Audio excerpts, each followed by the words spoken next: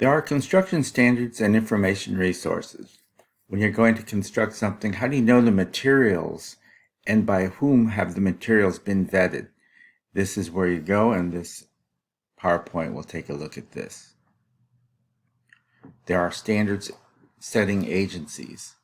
For example, the International Standard,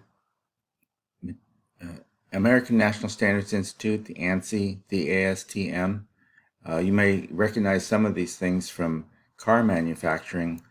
Then there's the International Code Council, a group and body that makes laws, of the IBC and the IRC. So these are standard setting agencies that govern this. There's also a government agency that gives government oversight. The U.S. Department of Commerce, National Institute of Science and Technology, the National Research Council, and the U.S. Consumer Product Safety Commission. Both of those usually can come in the beginning or afterwards to pull. Usually the U.S. Consumer Product Safety Commission also alerts for recalls. There are also construction trade and professional organizations. No one knows it all, so you do have to have your group. You need to know your tribe, and here are some of the tribes out there. There's the American Institute of Architects. If you're an architect, you belong to the AIA. If you're a general construction contractor builder, you would belong to the Construction Specifications Institute. And the American Institute of Steel Construction, if you're specifically concerned with steel and you're structural. There's also the Western Wood Products Association. But needless to say, there are many groups and tribes that you can belong to depending on your profession.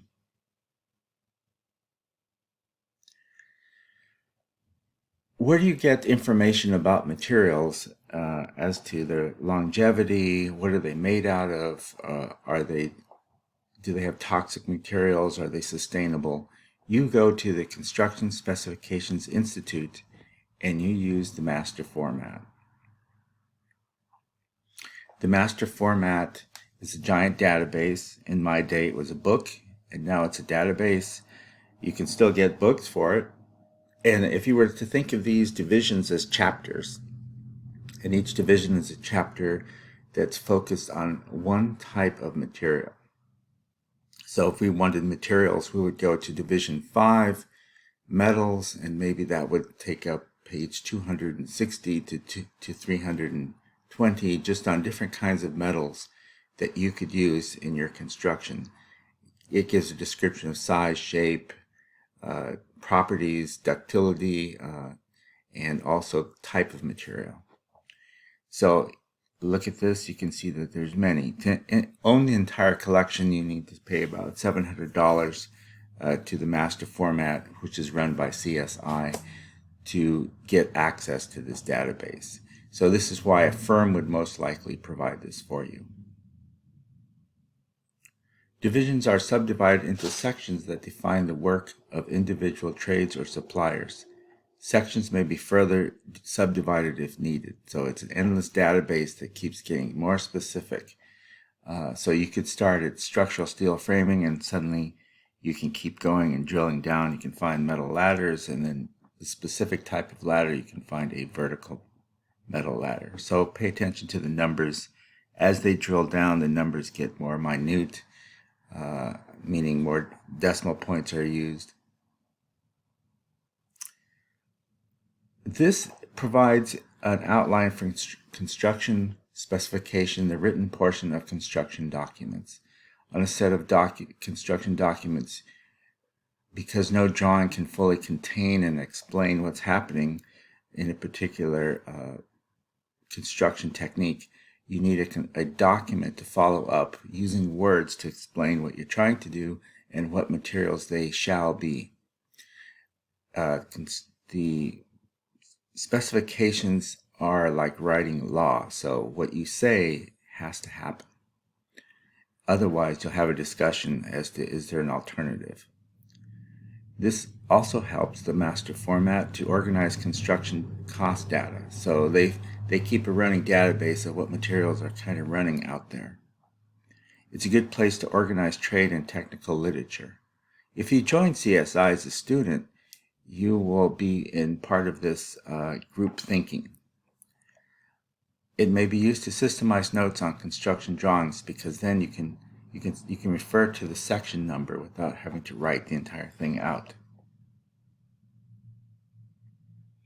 There's other systems. There's the Uniformat and the Omni class.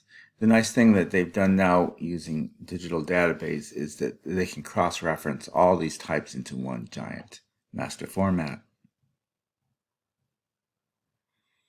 And let's take a look at the CSI webpage. I'll start with Wikipedia. What does Wikipedia say about the CSI?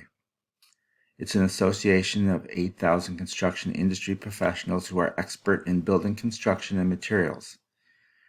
The Institute is dedicated to improving the communication of construction through diversified membership and allied professionals involved in the creation and management in the built environment.